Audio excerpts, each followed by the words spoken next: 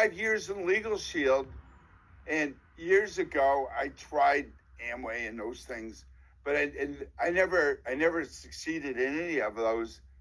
But 25 years, and boom, like here I'm listening to this, and and her name's Tabby. Now she's all excited.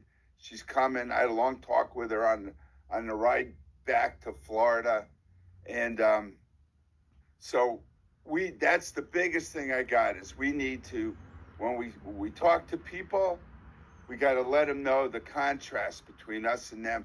So when they go, and for me, I'm not going to bring it up until, for two things, until they go, is it one of them? Or if they don't bring it up and they're buying in, before I leave them with that conversation, because some people will test market us. They'll talk to their friends before they sign up to see if they can get somebody interested, or they sign up and then they go to try and then they ghost us. So before I leave them, I'm going to draw the contrast, and I'm going to use the examples that I heard here. We have top leaders coming here, and then they go to their following. This is the big thing. They go to their following and go, guess what I found? I found this 53-year-old company, 53 years old, rock solid. They pay every day, not at the end of the month. They pay every day. There's no inventory.